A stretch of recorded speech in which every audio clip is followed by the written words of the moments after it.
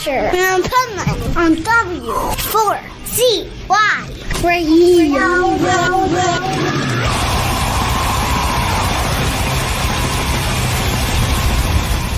This is the Pipeman here on the Adventures of Pipeman, W4CY Radio, and this is our Positively Pipeman segment.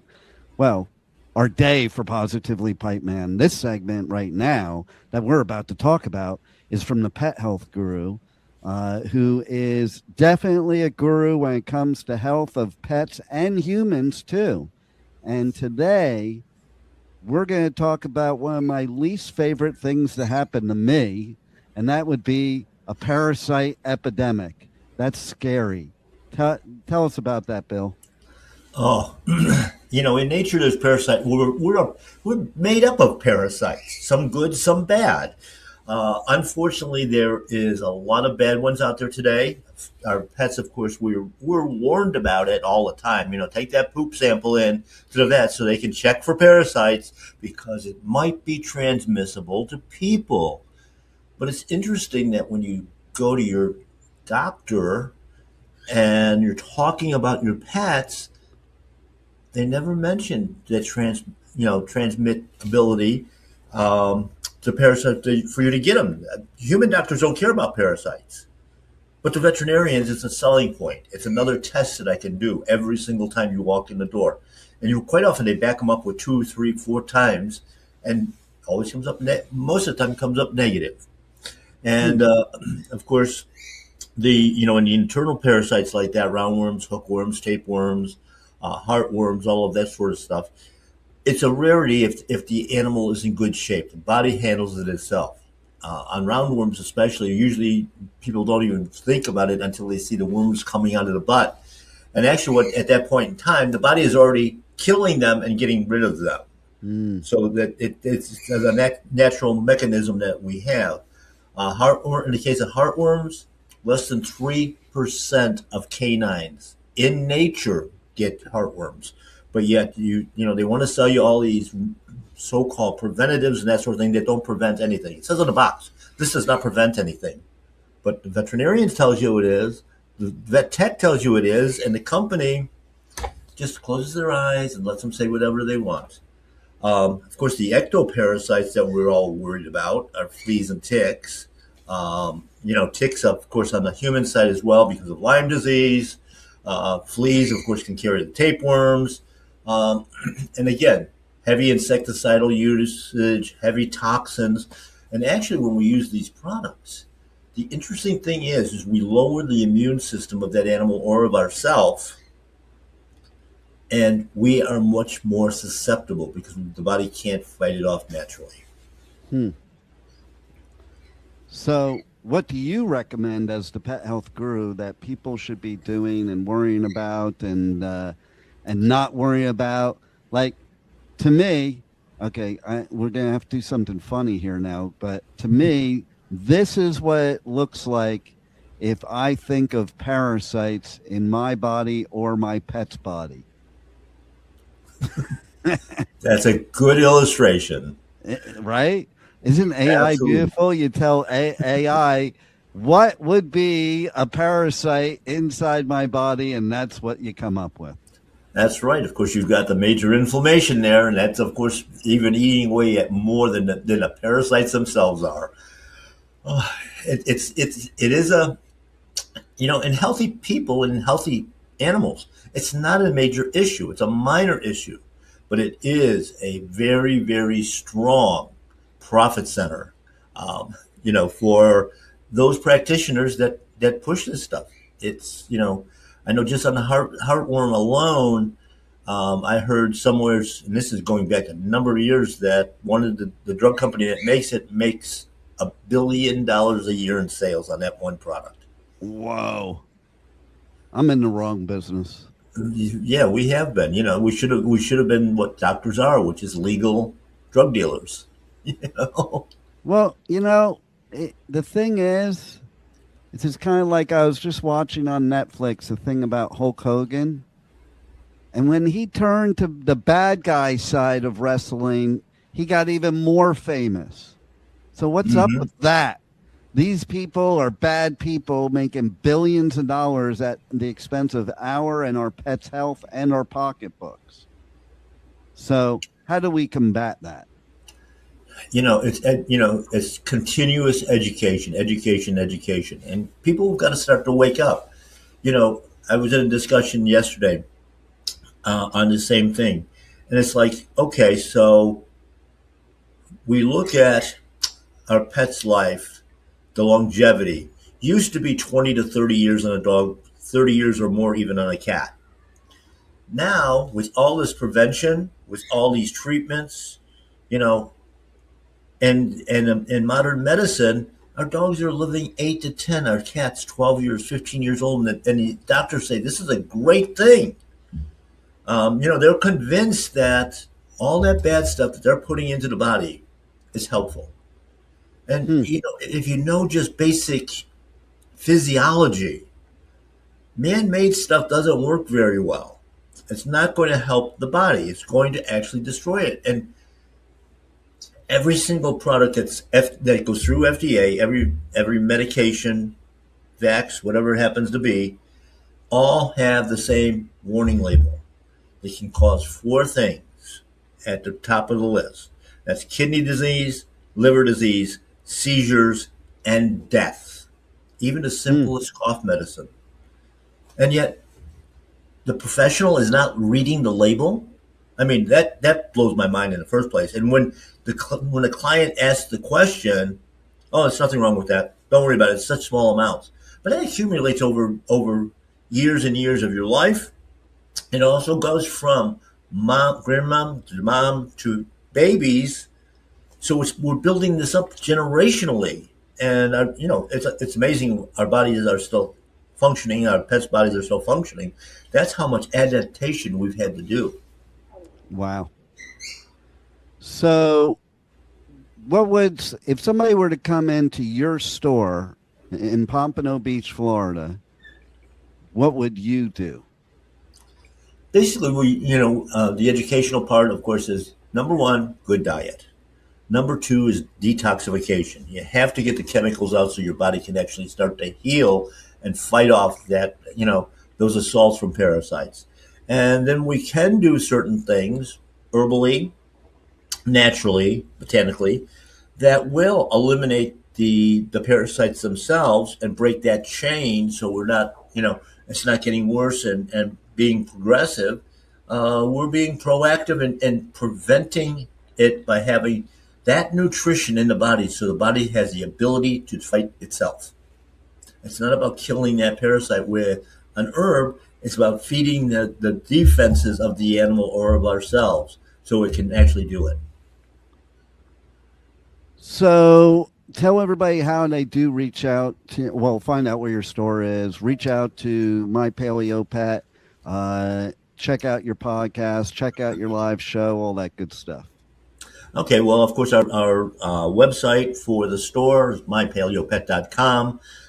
We list almost all of our products on that site, so you can just conveniently order for pickups, deliveries, shipments, whatever you need to do. Very comprehensive list of items that's on there. Of course, I can be reached on social media, Facebook, Instagram, all those things, under Pet Health Guru, under My Paleo Pet, BioComplete, which is our manufacturing company. And we are in the process of moving the store as we're recording this, and just go on for the latest in updates, social media wise, listen to the show, and watch, sign up as a VIP, because if you sign up, you're going to get the newsletter, and that's going to tell you exactly where we are. And the physical move is only about a half a mile. So we're going to be in the same vicinity, which is good. It'll make it easier for clients to be able to find us. And we're going to be adding a bunch of new services to it as well. And tell us about the new services. Well, of course, we do the nutritional consultations now. But, in the past, we've done things like hair mineral testing and different things like along those lines. But we're going to have a educational center in there. So we'll be able to teach and have a location where we can have guests and lecturers, and we'll be increasing Zoom calls on products, procedures, stuff of that nature. And of course, our focus is going to be a lot on detox, because if we don't detoxify the body, we don't have a chance. And here's some trivia for you to answer. How many pet owners have ever detoxed their pet? How many in total? That's impossible. Well, I don't know in total, but maybe percentage-wise. Let's talk about percentage-wise. Knowing just using the pet food numbers, less than 15% of the pet population is fed raw food, which means that 85% of them are listening to what they're being told by the medical community and pouring more toxins, either in the form of food or other things, into their bodies. So I'm going to say it's probably very low, probably 4 or 5%. Wow. It's amazing. They haven't been told anything else. It really is crazy. So what if you were to guess about humans? What would you think? Well, most of the time, doctors don't talk about parasites at all. I mean, about the only parasites I can ever remember doctors in the medical field talking about were head lice, and occasionally you'll hear about a person that's got a tapeworm, unless you're visiting, some of the third world parts of our world, and in which case there are a lot more parasites that are there. Of course, the biggest parasite that we have to face is, like you said, ticks, and of course mosquitoes. Oh, there was a mosquito that was in my house the other day. It was the size of a bird. Like literally, it was on the wall. It looked like a daddy long legs to me at Wow. first. I've noticed a lot of bigger ones now than we've ever had. And, you have to wonder if that's part of that, Bill Gates thing, that he's been releasing all these mosquitoes by a lot, that are supposedly sterile, but it looks like they're more like sumo wrestlers. Yeah, well, and then what else? And did you hear about the new thing that they have now in the Everglades? These Asian eels that are very invasive. Yep. Yeah, you got that. You got Komodo dragons. Of course, the iguanas have been here forever. The pythons have been here for a long, long time. And there's literally dozens and dozens and dozens of species that have not made the news yet, but that they're coming. Of course, the deadly toads too. Oh, well, we've known about those for a while. Yeah. Tell people that, because we have droves and droves of people moving to South Florida. Warn them about what a pet should not encounter with those toads. It's just, you have to maintain control of your animal. That's part of the training thing, because they can be very, very deadly, actually. And if you do encounter one, the first thing you're going to do is start, grab a hose and start flushing out the mouth as quickly as you can. And then, you're going to use things like charcoal to neutralize it. But yeah, I mean, it can be quite deadly. The other thing is generally speaking, dogs aren't looking for food in the wild unless they're on a very poor diet. Because if you're taking care of them with a good species appropriate diet, they're just not looking for it because their body doesn't crave something different. And, animals aren't just, our dogs and cats are just not natural killers. They kill for a reason, and that's nutrition. And if they're not getting the right nutrients, they're more likely to obviously have these encounters. Well, as always, you're a wealth of information, and man, let's get rid of those parasites. They need to reach out to you, Bill. That's all I got to say. And for those of you that want it real easy, just point your camera at the screen and you'll see that QR code in the top left, My Paleo Pet, and you can hit that QR code and I'll bring you to the My Paleo Pet website. And then you could request them for more information from there. That's a great idea. Yeah, we appreciate you doing that. Well, you have a beautiful day, Pet Health Guru, and all our listeners, stay tuned. Don't go anywhere, because coming up next, We're going to be doing some ticket giveaways to festivals, and we're going to talk some powerful business strategies. Pipeman will be right back. Aftershock, the West Coast's largest rock, metal, and punk festival, returns to Sacramento this October with My Chemical Romance, Tool, Limp Bizkit, Pierce the Veil, plus Suicide Boys, Queens of the Stone Age, The Offspring, A Day to Remember, Wu-Tang Clan, and more. Aftershock, October 1st through 4th. Passes are on sale now, starting at only $1 down at AftershockFestival.com. Louder Than Life, North America's loudest rock and metal festival, returns to Louisville this September with My Chemical Romance, Iron Maiden, Tool, Limp Bizkit, plus Pantera, Pierce the Veil, Gojira, Papa Roach, and more. Nearly 200 bands across 7 stages. Louder Than Life at the Kentucky Expo Center, September 17th through 20th. Passes are on sale now, starting at only $1 down at louderthanlifefestival.com.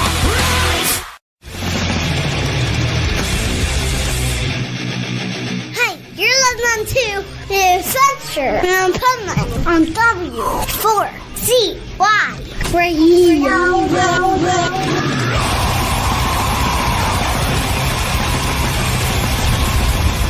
This is the Pipeman here on the Adventures of Pipeman W4CY Radio, and this is our Positively Pipeman segment. And we have our resident expert on business with some powerful business strategies. This week, we're going to talk about procedures. What does that even mean? Michael Barbarita, can you tell me what that even means and how we handle it? Yes. Well, first of all, it was a dirty word. It still probably is a dirty word for most business owners. For the most part, business owners absolutely see the value in it. And I'll describe it in a second, but they absolutely see the value in it. But the work involved historically has been nothing short of devastating.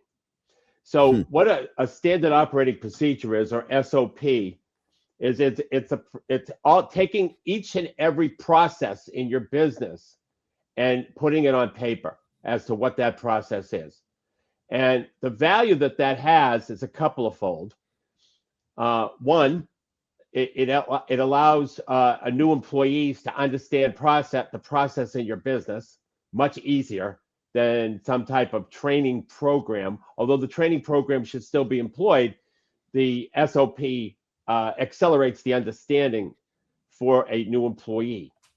Secondly, when a buyer is looking to buy your business and you show them your SOPs, when they're under a confidentiality agreement, of course, then you can, the value of your business goes up dramatically because every part of your process is documented.